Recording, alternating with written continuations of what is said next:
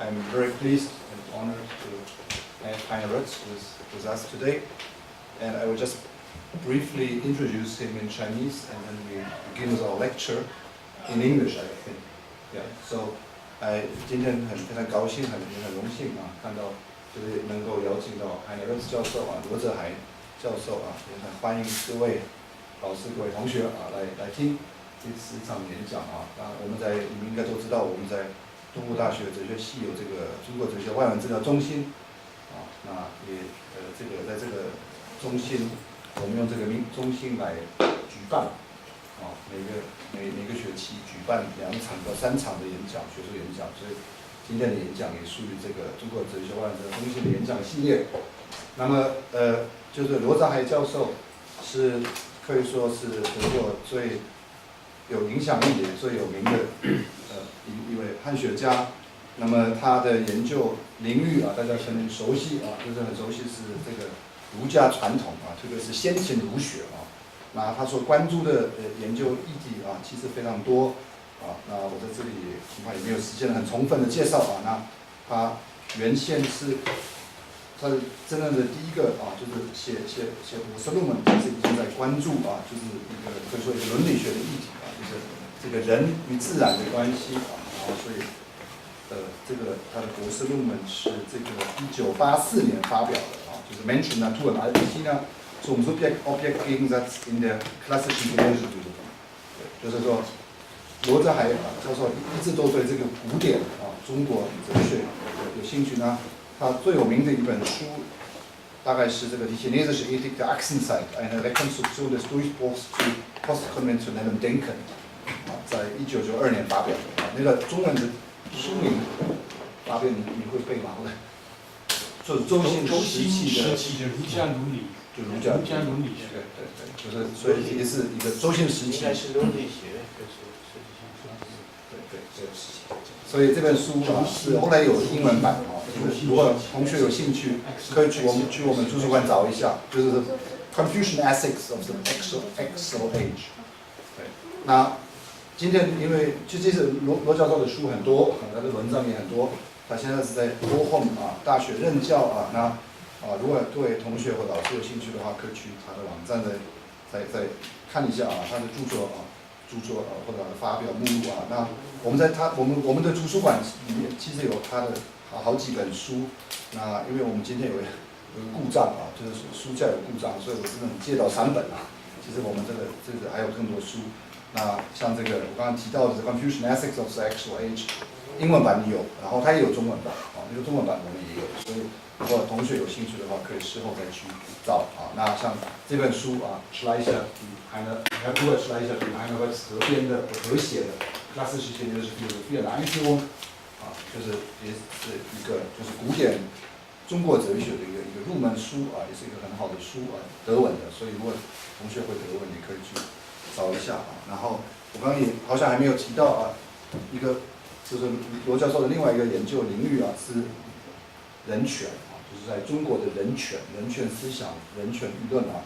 所以在这个议题上，大概这几年啊，罗教授其实花了可能也蛮多时间啊，在做这方面的研究啊。那如果各位有稍微注意到德国目前的这个舆论啊，或者德国人对于中国的看法，你可能要知道，就是西方人啊，德国人通常最担心啊，或者最会不能接受的是中国目前中国政府对这个对人权啊，或在人权上所采取的立场。对，我们在台湾啊，当然是跟中国大陆的政治情况不太一样啊。但是在这个中国大陆这个人权的一直是一个西方政府很关心的议题啊，所以这个所谓的政治迫害啊，也是这个罗教授很关心的一个议题啊，所以他也有写过这几年在德国报纸上也写过关于刘晓波啊或者艾薇薇的这方面的一些评论啊，所以他当然一定也很关心香港的学运这种事情，也许我们可以等一下来讨论啊。所以罗教授有编过一本书啊，《Menschenrechte, Rechte und Pflichten in Ost und West》啊，就是这个权力结构啊，中国政治思想研究，这也是涉及到这个人权的问题。然后还有一本是我刚刚找到的是 Albert Schweitzer Geschichte des chinesischen Denkens，这个是好像不是你编的词，但是你写了一个后记，对，就是 ein Nachwort， 对，就是这里Schweizer啊，这个思想家啊，德国思想家有写过一本中国的思想史的这个里头哲学史的一本书，那罗教授写过一个后记啊，这个我也带来给大家参考。那这个我们今天要听的题目，其实也是罗教授长期以来非常关注的议题，就是这个所谓的 Golden Rule 黄金律。那罗教授有准备一个 PowerPoint 所以各位也可以去看他这个 PowerPoint， 然后我们就直接开始啊，就我就不多说了啊，就是先请就是你今天主要是要讲这个先秦儒学、先秦哲学里面的黄金律，所以啊我就不多说了啊，我就直接请罗教授开始。对，我们必须给大家欢迎一下，鼓掌。Thank you very much for the too many compliments, and it would be too much time to grab them all. So I simply accept what you have said. Only one word: the Yin-Yang, the impact for us done is not so great as you have said. There is perhaps one exception, only one exception. This is Robert Bella. Yeah. Because we have these things. Yeah. Okay. My paper is in English because my spoken Chinese is not good enough, so we have to wait here on an English lecture. The title is Equal Treatment, the Golden Rule in Chinese Ancient Ancient Ethics. Equal treatment, this is my translation of the Chinese term shu, and I will explain why I have translated by equal treatment. My starting point is the Declaration toward the Global Ethic of the Global Ethic Foundation in German Projekt Weltethos that was organized by Hans Kuhn. The declaration was passed by the Government of World Religions in Chicago in 1993. And here we find the passage, we find it here also. There is a principle which is found that has persisted in many religious and ethical traditions of humankind for thousands of years. What you do not wish done to yourself, do not do to others. Or in positive terms, what you wish done to yourself, do to others. This should be the irrevocable, unconditional norm for all areas of life, for families and communities, for races, nations, and religions. In view of its extraordinary popularity and prevalence, the idea that the Golden Rule can serve as a basis for such a global ethics seems to stand to reason. There is probably no culture in which the Golden Rule is not present in one form or the other. And although its name does not appear, Golden Rule, before the 17th century, the textual evidence not only for its formulation but also for the understanding as a basic rule of morality date back to antiquity. And this indicates the entrenchment of the Golden Rule in primordial layers of human sociality. So the Golden Rule is certainly rooted in the algorithm of reciprocity, without which no form of human social existence would endure. Reciprocity is a universal structural constituent of all human societies that cannot exist without cooperation, exchange, and mutuality. So the transcultural success and the intuitive comprehensibility of the Golden Rule are due to the fact that it reflects the most elementary preconditions of human existence, which can be experienced in everyday life. Does this mean that the Golden Rule can also count as a principle in terms of something on which the whole rest of ethics would be based? I do not think that this is the case, contrary to this proclamation. Rules of societal constitution are not already identical with genuinely moral rules. And the early Taoists had a notion of this, an understanding of this, when they argued that virtues are needed to keep together even a gang of robbers. So the Golden Rule contains the core of the moral rule and even the conditions of its possibility. But in order to guarantee moral action, it depends on additional factors. And this has to do with the very formulation. In what follows, I would like to illustrate this point by the example of classical Chinese philosophy, where the Golden Rule occupies an important position. And at the same time, I would like to show what the Golden Rule accomplishes despite this reservation. With such a topic, I certainly do not enter unknown territory, as is conspicuous feature, for example, of the Confucian Analects. The Golden Rule in China has frequently been addressed in comparative philosophical and above all sinological literature. Yet the subject has not been exhausted, I think, and the discussion suffers from a bias in favor of role ethics. From this perspective, the role ethics perspective, which is especially prominent in American sinology, the Golden Rule can only exert a subordinate function as a helping tool of character formation and role fulfillment within a basically closed and static ethical program. And as I will try to show, this view underrates the dynamic development of Chinese ethics in the time of massive cultural crisis. And such an approach shows, the virtue ethics approach or the role ethics approach shows especially little interest in formal and structural features of Chinese philosophy, which I regard to be of particular importance since they allow one to put oneself in a reflective attitude towards specific cultural contents. If one follows the transmitted literature, the first formulations of the Golden Rule date into the 7th and 6th centuries BC. Their appearance is obviously connected to one of the deepest ruptures China underwent in its history, the total breakdown of the feudal system of the Zhou and the dissolution of the Zhou kingdom into a great number of states that then fell in war against each other for several centuries. The emergence of actual age, as Jaspers has called it, actual age Chinese philosophy is a reaction to this crisis. Its central concern is the normative orientation that is still possible after the failure of the old order and the foundation of legitimate rule. And it is against this background that the conspicuous role of the Golden Rule in actual age China explains itself. Now, against the despotic rule of the time, the political thinking draws again on the archaic motive of reciprocity, which now appears in theoretical refinement and in moral sublimation. The members of a community obviously expect a balance of the give and take, with a moment of equality even across the social hierarchies. Reciprocity, the cement of all sociality, which secures the cohesion between the early human groups, remains present also after the coming into existence of the state. It remains a framework of all stable political order to which rule, against its tendency to set it free from control, has again and again to pay tribute. This is also the constant tenor of the early Chinese literature, which binds the privileged position of the kings to a return service. Special power entails special responsibilities.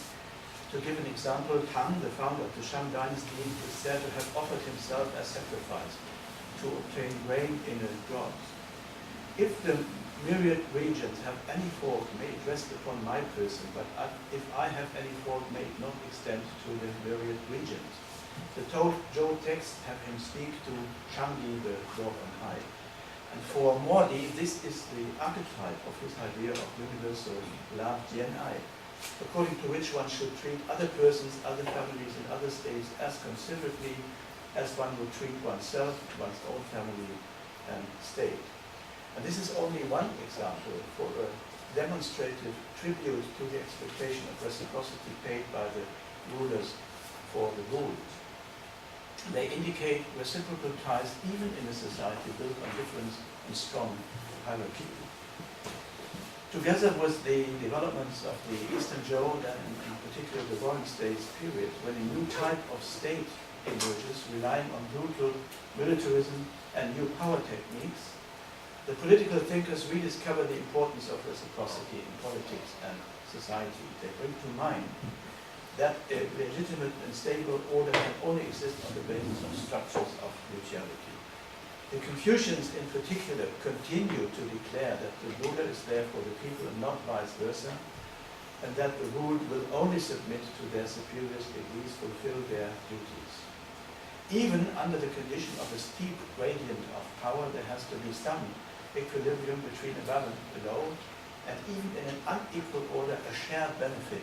Only, as Xunzi says, the dimension of equality, qi, and the balance, ping, should be recognizable.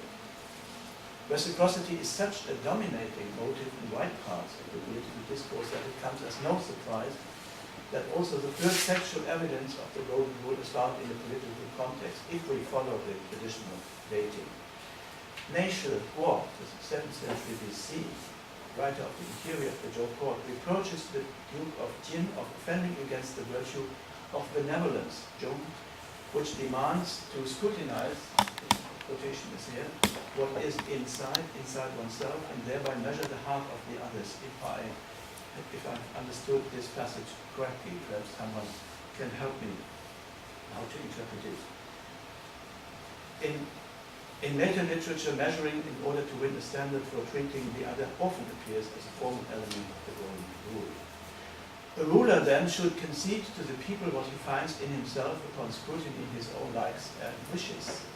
The reverse of this principle is doing to others what one does not want to be done to oneself, to inflict to others what one dislikes means to do away with benevolence. We have an association of the Golden Rule here with benevolence, and other pages, other passages with humaneness.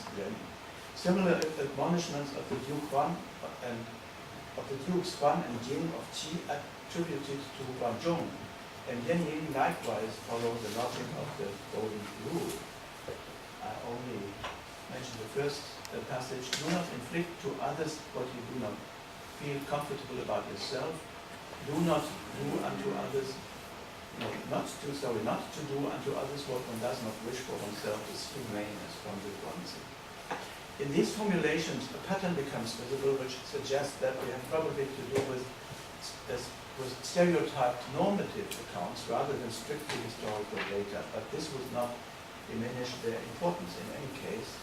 They underline the weight that was attributed to the Golden Rule for the regulation of power. It frequently appears in hierarchical contexts into which, without suspending them, it introduces an egalitarian moment. However, in actual age China, the Golden Rule is not only formulated contextually and with a political purpose, but also as a free-standing maxim of individual ethics. The most impressive examples for this are to be found in the Confucian Analects.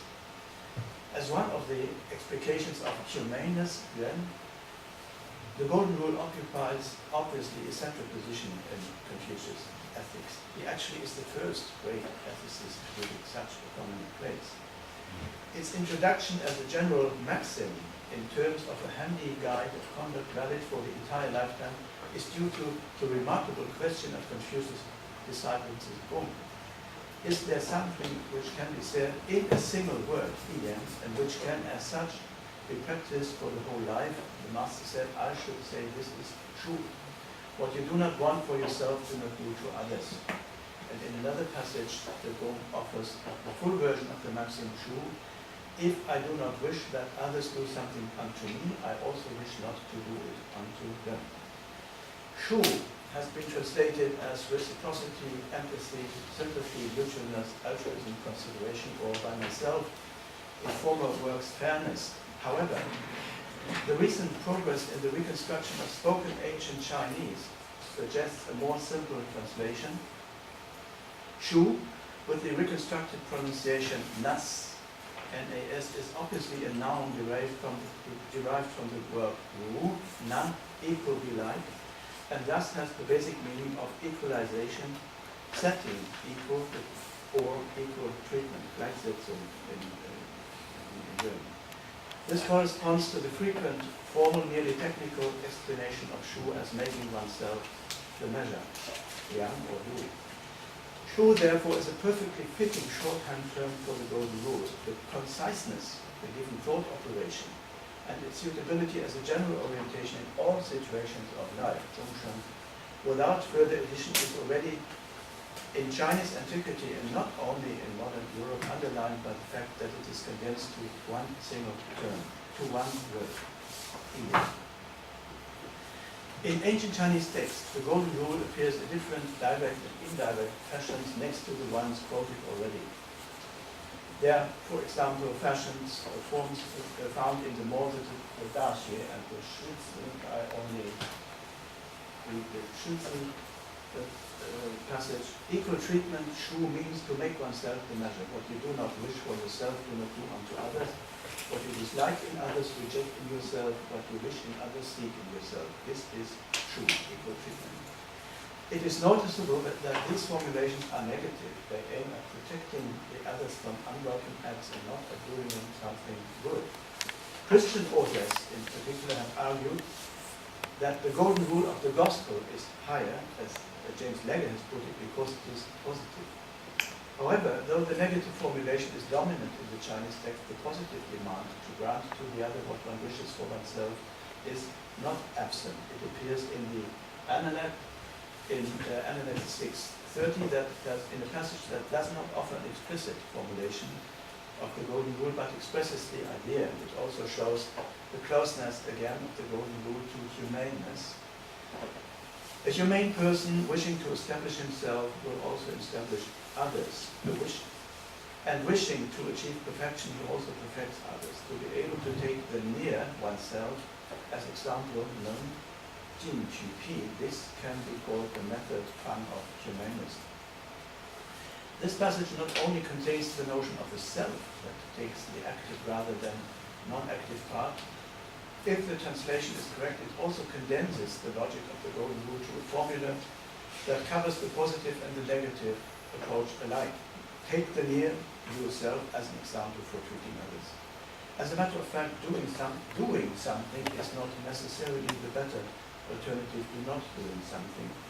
And although both forms are not equivalent, analytically there is a complementarity between them. What is crucial is that all forms of the golden rule express the ethically decisive, abstractive move of setting ego, the gene or war, and alter them equal to each other. And also the objections that can be raised against the moral validity of the golden rule concern both the negative and the positive form.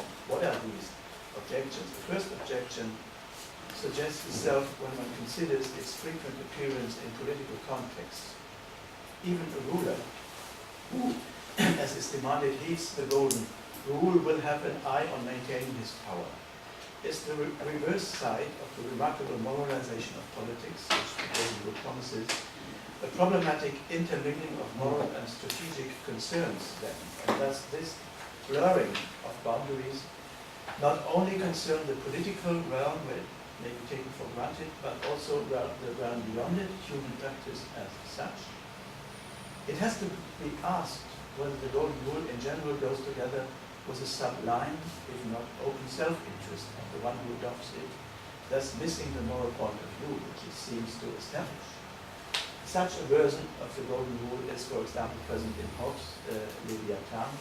And in China, the Mohists have proposed a model of mutuality for political as well as private action, driven by considerations of utility. I take the second quotation from Mao 15. He who loves others will thereby surely also be loved by them. He who benefits others will thereby surely also be benefited by them. He who hates others will thereby surely also be hated by them. He who injures others will thereby surely also be injured by them. What is so difficult about that? The Mohist principle of reciprocity, recommended in the name of enlightened self-interest, reads like a well-meant, but nevertheless strategic adaptation of the golden rule. Is this a legitimate understanding of the golden rule?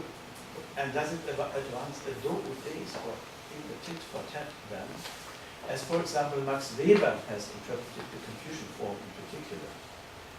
Although such interpretations disregard what the golden rule intends, they show that it needs qualification, as Marcus George Singer has put it, because Singer, it neither says what it means nor means what it says. Furthermore, the strategic reading, although based on misunderstanding of the spirit of the golden rule, is not only a theoretical objection of professional ethicists, but a real possibility in practice. Such an assumption is not observed if one calls to mind that the legal corollary and the primordial structures of exchange in which the golden rule is genetically rooted, most probably rooted, is the principle of talion, an eye for an eye. Although it would be wrong to infer a content-related affinity from its genealogy, positioned by Wimmer, the standard formulations of the golden rule do at least not address the problem. They leave the motivation of the actor open, which becomes only visible when one looks into the broader context of the respective philosophies. Here we find in Confucianism, especially in the Analects and in the Mommsen, an often brusque rejection of the calculus of utility, which is attributed to the Xiaowen, to the mean man. For a Confucian gentleman, the Junzi is from the start beyond all question that justice, he, and private profit, he, mutually exclude each other. With the notion of humaneness, again, Zhou philosophy typically associates in Kantian terms a categorical rather than hypothetical value that has its end in itself without expecting a reward. And in this context, the golden rule is certainly not meant as a rule of prudence. The exchange of the roles of ego, war, and alter, which it suggests, can only be understood in terms of a thought experiment that does not imply the assumption of a real exchange and thus the hope for a return service. And this fits in with the constant expectation of the Confucian gentleman to be misjudged by others and remain unacknowledged, and his demonstrated readiness to walk his way alone, using, if necessary, rather than compromising his convictions, because he does not get a response. Nevertheless, despite this moral framing in Confucian texts, a form of compliance with the golden rule, with a non-moral reservation remains conceivable, because the reversibility of role-taking, although it is a crucial step in moral development, is taken by itself ambiguous.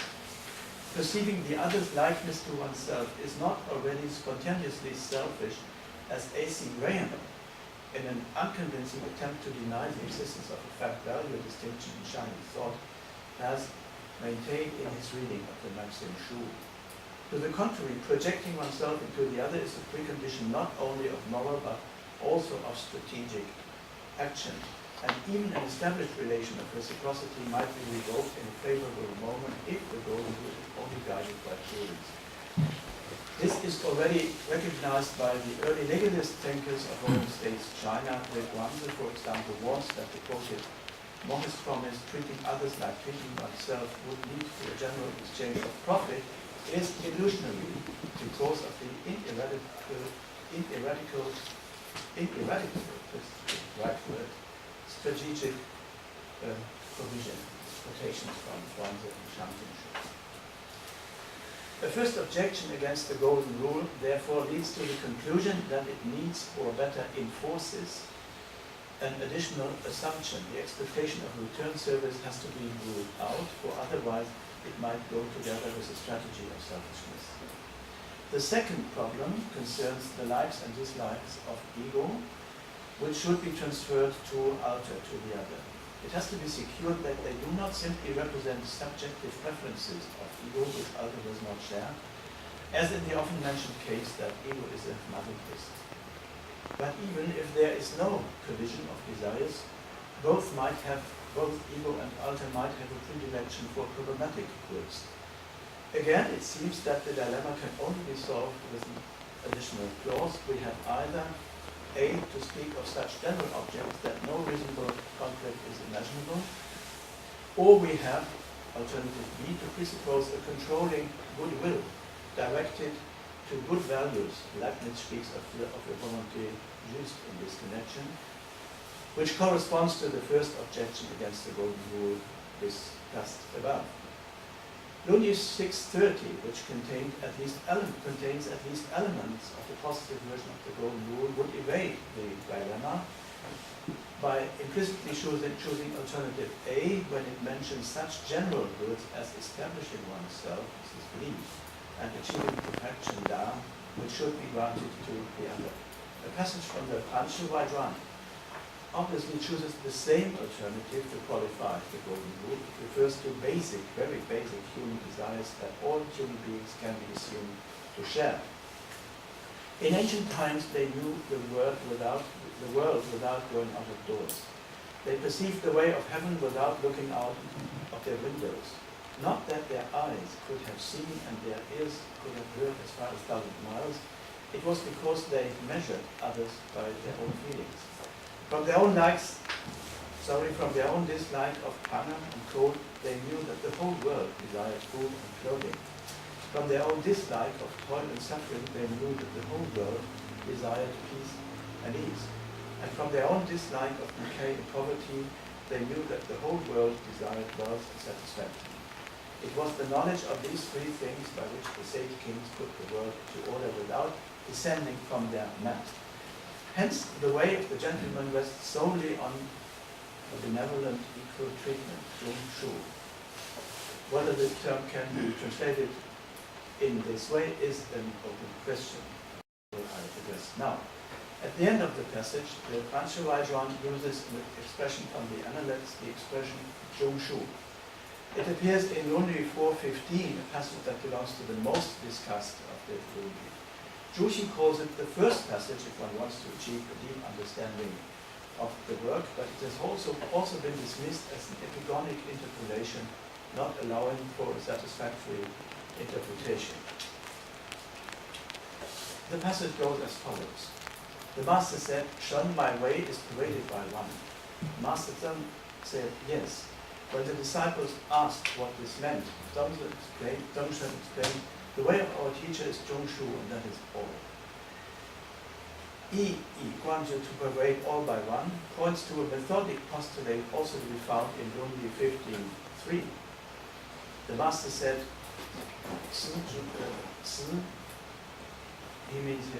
he addresses his pupil Zhegong, "Do you think I am one who has come to knowledge by learning much? Yes, I do. Or is it not so? No, it is not. I pervade all by one." This is an epistemological context, and modern authors like Zhang Taiyan and Fu Shi have argued that Lundy 4:15 too has an epistemological or logical rather than ethical context. Zhong would then be detailed knowledge by personal observation and experience, and Shu would be theoretical knowledge gained by abstract inference. But this argument overlooks that in particular, together with Shu, a unifying logical and methodical operation, analogizing, measuring the inference from the self to the other, is incorporated into ethics, which makes ethics more than just a catalogue of virtue.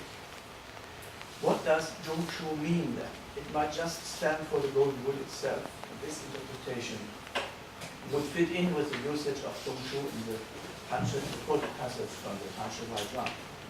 It also fits in with the usage of Zhong in Meishu Wars, which was my first quotation from the Chinese sources. In Meishu's Wars, the aforementioned critique of the Duke of Jin, who neglects his people and thereby offends against the virtue of Zhong. Meishu Wars says Zhong is scrutinizing what is inside and measuring the heart, which is explained in Wei Zhao's commentary as examining one's own heart as a measure to what is in the heart of others. This reminds one of the reading of the maxim Shu as making oneself the measure for others, like in the Shizi, Yaxue Ten, the Hanshu Raizhuan, or also in Jia Yi's Xinshu. Zhongshu would then merely be used as a synonym cluster, which would also elegantly explain why Zhongshen regards Zhongshu as the one that pervades his master's teaching rather than two distinct things. And Shu, after all, has been introduced as a maxim consisting of one word. However, it is also possible, and in fact the standard interpretation of Lundy 4:15, to regard Zhong and Shu as distinct, with different proposals how to understand their combination and its place in the Analects. Feng Youlan and other modern Chinese interpreters have proposed that Zhong refers to the positive and Shu to the negative golden rule, but there is no textual evidence for such a usage of Zhong. I have already mentioned the interpretation of Zhang Taiyan and Fu Shi. A more plausible reading, in my eyes, would be to understand Zhong as benevolent and as an attributed moral qualification of the exchange of roles, Shu. In terms of the aforementioned qualification of Li, we need something like goodwill. One would practice the golden rule in the best intention, Zhong, for the other or with a good attitude of heart. This meaning is well corroborated in the Chinese text, although statistically Zhong in most cases means loyal or loyalty in the political sense. It fits in with the interpretation of Zhong as exhausting oneself, Jinji, by Zhongyi and other Confucians.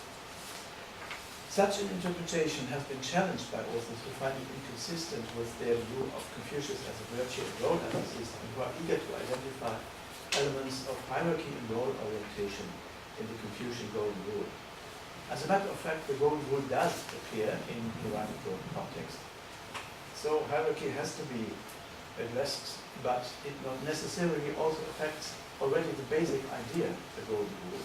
As Nivison and Ivanhoe, among others, have claimed, maintaining that Zhong in Rule 415 refers to duties to superiors and peers, or to role-specific obligations, and does not express a general attitude towards persons.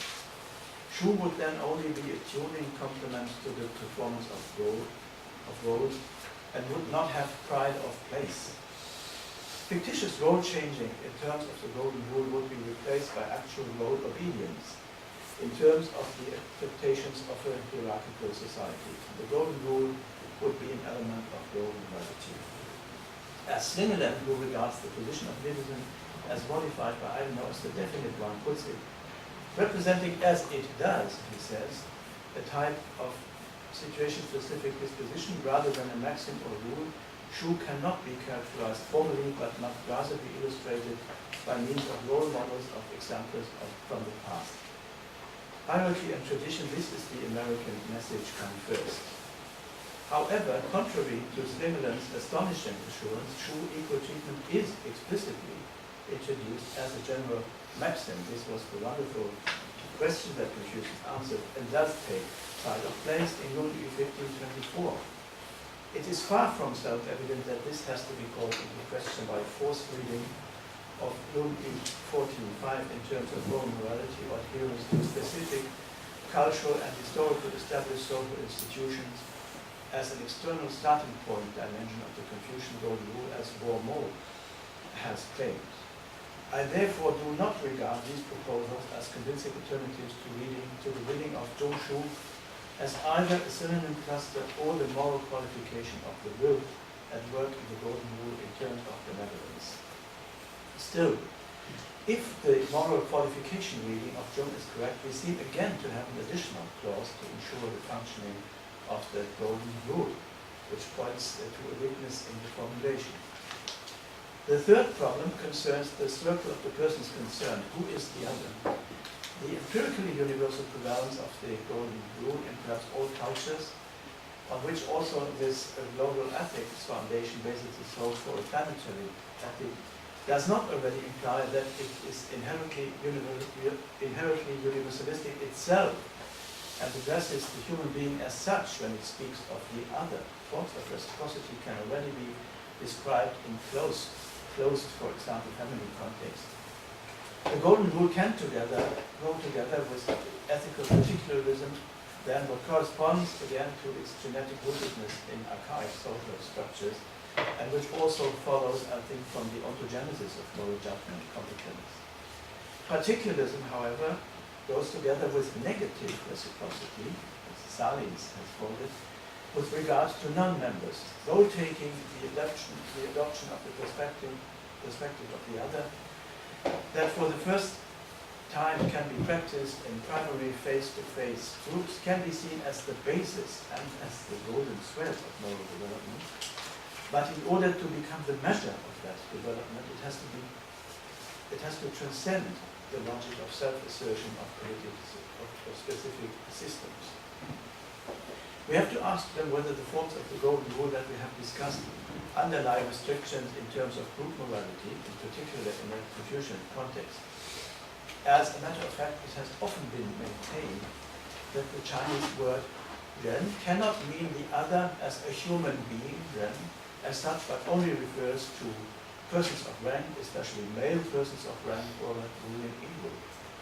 I'm convinced that this view is not tenable, but cannot go into the discussion here. I only quote a very illuminating parable from the Jishu Chunqiu which in ingenious simplicity distinguishes conventional group morality, Confucian universal humanism, and Taoist universal naturalism from each other. This, where is the, you should change it. Not here. Okay.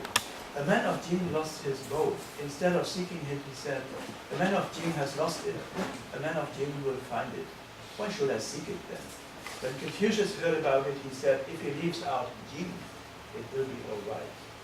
When Lao Dan heard of it, he said, if he leaves out man too, it will be all right. So Lao Dan was the most impartial. Confucius is certainly not presented as an ethnic particularist in this testimony from the middle of the 3rd century BC. But is he a social particularist who emphasizes the difference between the layers of a hierarchical society more than the common membership in the human species? This has, among others, been maintained by Martin Nussbaum and is explicitly assumed by Paul Rakita Golding, as he writes, in the context of early China, Shu means doing unto others as you would have others do unto you if you were in the same situation, social situation as well. Otherwise, Shu would require fathers to treat their sons in the same manner as the sons treat them, a practice that no Confucian has ever considered appropriate. This statement does not betray great familiarity with the golden rule, which of course does not require to treat the other like the other treats me, but to treat him like I wish him to treat me. Moreover, the golden rule would never have been formulated if this would have presupposed the existence of egalitarian societies. What has to be taken into account, in fact, is the tension between the egalitarian trait, the golden rule on the one hand, and the hierarchies on the other. As already mentioned, comments on the Confucian or more general Chinese understanding of Shu suggest that Shu is always overruled by hierarchical rules. The passages quoted in this context are to be found in Zhongyong 13, Daxue 10, and Xunzi 30. I only read the passage from the Daxue. I think you all have the handout. Therefore, the gentleman has the method of the measuring line and the measuring square. What you dislike in your superiors, do not therewith burden your inferiors. What you dislike in your inferiors, do not therewith burden your superiors. What you dislike in those before you, do not therewith precede those behind you. I skip the rest of the quotation. If we compare these formulations to those of the Lun, a shift seems to have taken place. The horizontal dual relationship between ego and the other seems to have been turned into hierarchical triple relation, and the former reciprocity of claims seems to have been infiltrated by a material inequality of status and roles. The symmetry of the sides is abolished. I have criticized this in an older publication as a betrayal of the ethical substance of the golden rule and the loss of its egalitarian grain. However, the quotations can be read differently and perhaps more justly. The equalization of ego and alter is not cancelled but only concretized for the hierarchical sphere in a way that this sphere is at the same time accepted and subordinated to rules of reciprocity. We would then have to do with applications of the basic form of the golden rule and not with its suspension. And this would correspond to the general double-layered architecture of the Confucian ethics that addresses the human being at the same time as a human being as such and as a bearer of specific roles. Also, our third question to the golden rule can only be answered then by taking recourse to additional context. Despite a universalistic tendency that can be attributed to it, as Dietrich Böhler has argued, the reference to humankind in general, irrespective of descent or social position, is only potentially inherent in it, as a possibility that has still to be realized as the result of a development. If one follows the cognitive developmental theory of Lawrence Kohlberg, this development takes place in the course of growth crises that shatter and call into question the particularistic morals of self-assertion of families and states and their corresponding traditions and conventions.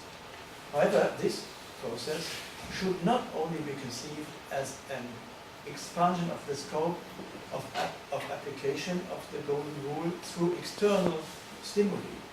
To the contrary, the logic of the Golden Rule can also play an active part in that. That it only reflects on one's own likes and dislikes is in possible conflict with the orientation of a community with shared values. And since it can function without any reference to a tradition, it has, in terms of Buddha, an affinity as well to a pre-conventional morals of instrumental reciprocity as to a post-conventional morality. The hypothetical role that the Golden Rule can thereby play for the transition from a traditional to a tradition transcending morality can, in fact, be demonstrated by the Chinese textual material. Since the middle of the last millennium BC, China is confronted with the problem how a new normative orientation can be found without taking recourse to the shattered tradition.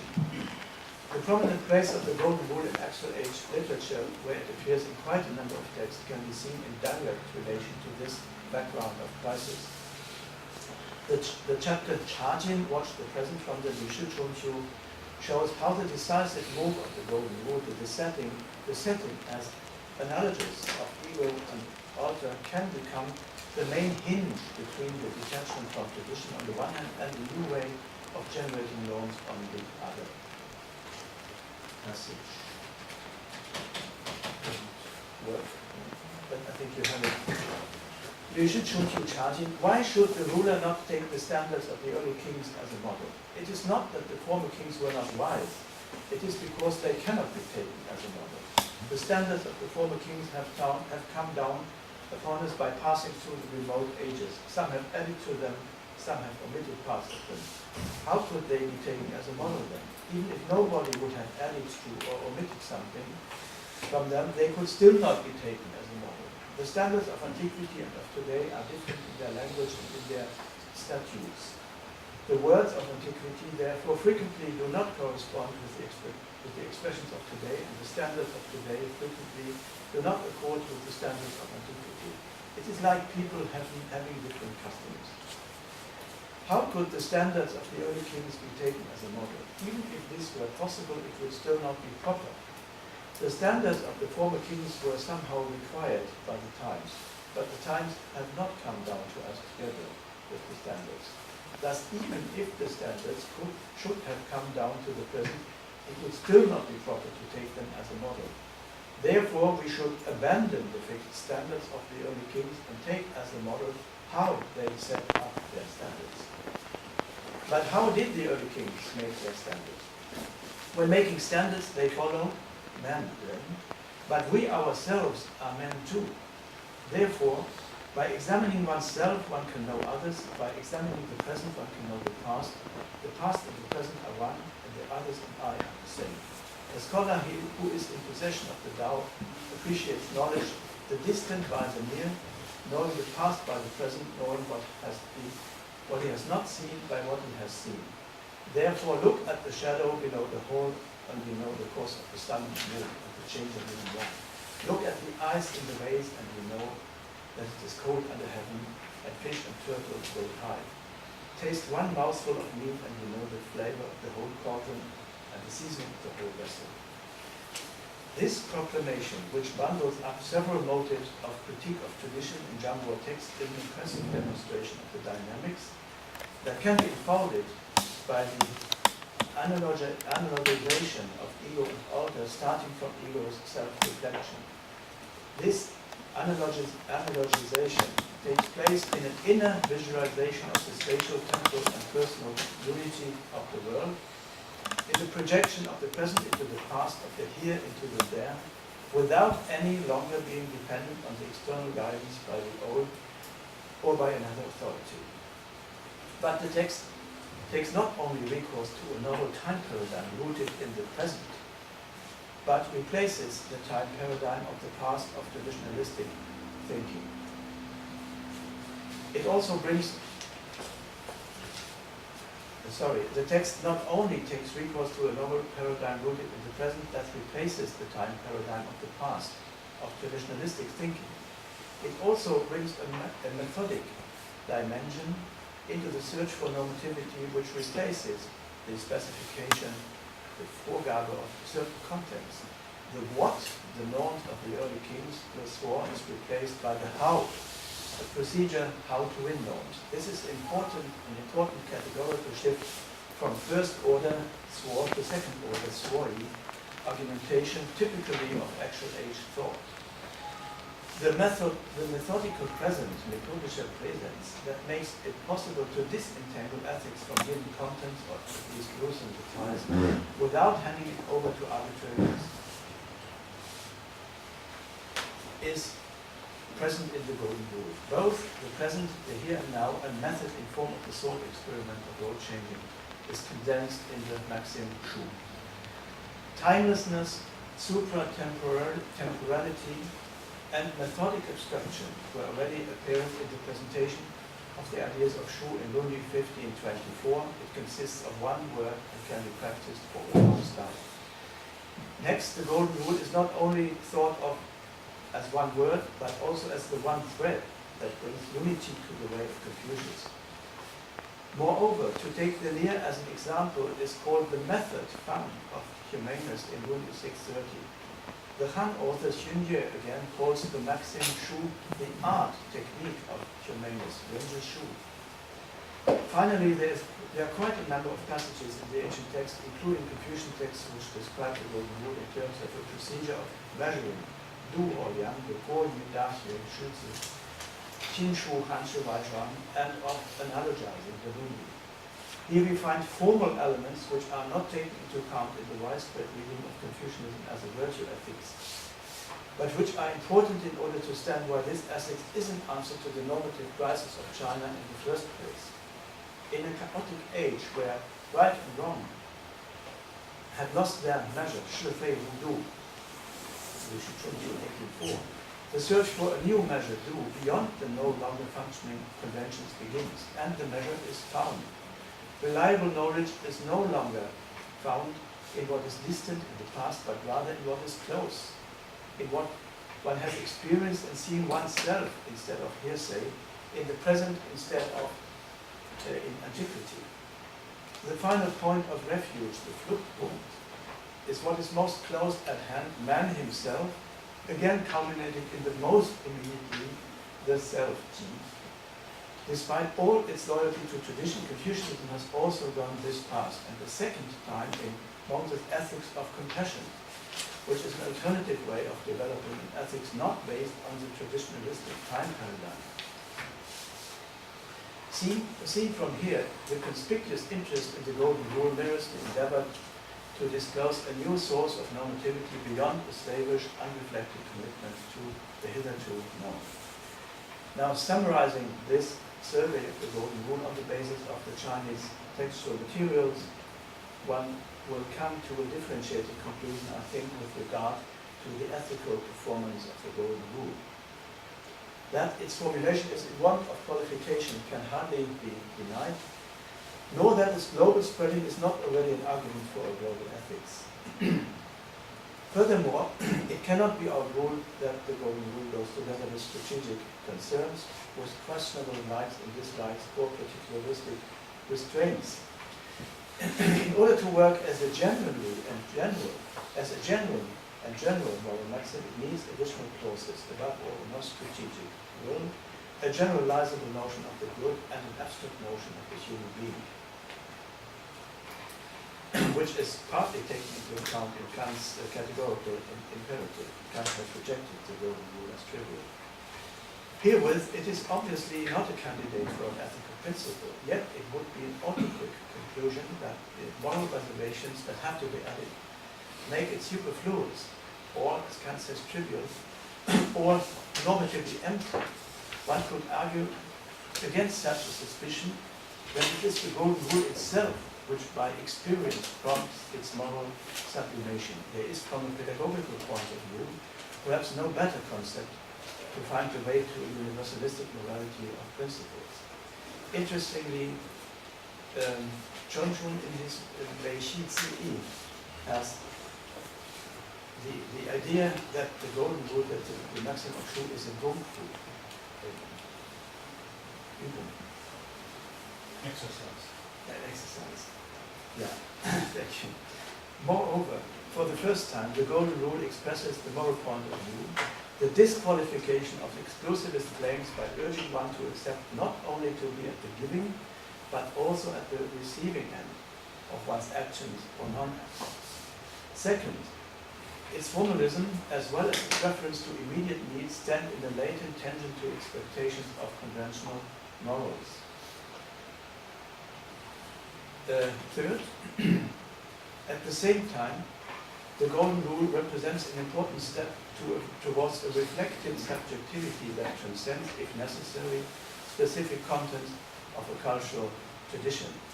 And fourth, it helps to experience more than the categorical imperative, by the way, that sociality, rather than isolated individuality, is the source of morals and self-recognition.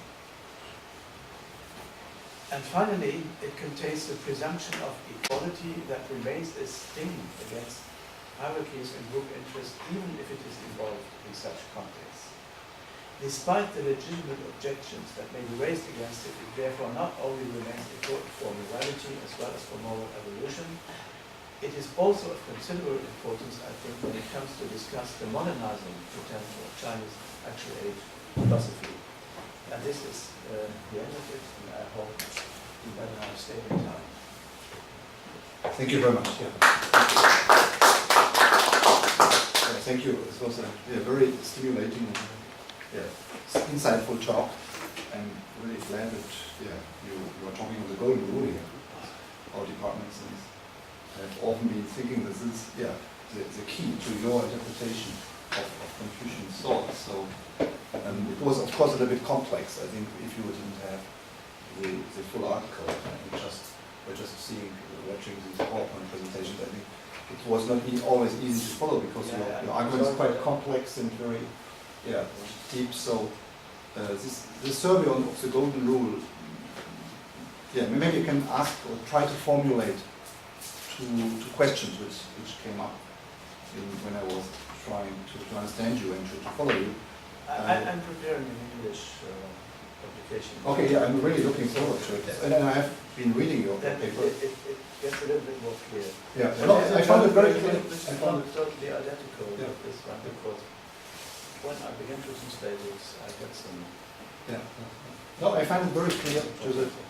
Maybe I just try to begin this talk, to discussion, I try to formulate 2 points, because you have been thinking about this modernizing potential, as you call it, at the end of Chinese actual age philosophy for at least nearly 3 decades. And you have been reading all these texts and doing a very close reading of preaching philosophy, not only Confucian philosophy, but as we just heard, Taoist and Maoist and thought as well, and other schools of thinking. But the core idea seems to be that you are convinced that there was a crisis, something like a crisis happened in the late Zhou dynasty or in the Zhangguo period, and you even speak of a shattered tradition. So a tradition of normativity broke down, and then Confucius was reacting, and Mencius and these thinkers were reacting to this experience of crisis, and they were trying to find a new way of founding normativity, or establishing normativity. I find this very clear and very deep thought, and you are certainly touching on some of the deepest issues in Chinese philosophy there. And you mentioned Kant and the categorical imperative at the end, and so you seem to view the golden rule as it has been formulated by different thinkers and preaching in China that is very close to Kant's categorical imperative, to a formal procedure. So, and at the end you even say that it might have more normative content than the categorical imperative. So this is your general point. In the other hand, then you have to somehow to fight against this all these Americans there out there who try to reconstruct Confucian and or pre-Qin philosophy in lines with virtue ethics or moral particularism and role ethics. So there's Not all Americans. yeah, a lot of these Americans. So your position is very, in a way, in the Western phenomenology, your position is very singular. And I really highly appreciate it. And of course, in Taiwan, we easily think of Mozong-san, who might come close to your position. And I think Li Minghui certainly understands you as a friend and as a very close colleague or with a similar agenda. So let me formulate my 2 points. First, I would say that because you often speak about the procedure, du or liang, and these formal aspects of the golden rule, and somehow, I'm not sure whether I really can follow you just to the end, because I have always been thinking that when these thinkers refer to the golden rule, it's always, even in Confucius' case, it happens in a certain context, and this textual, in context of textual exegesis, and so later readers of the Analects and of the Mencius, they were, I think, never really isolated the golden rule. Like Chen Shun, they had this texture, was this canon, this canonical text, and they were somehow writing about the whole canon, the whole Analects, and never really isolating. I have this doubt.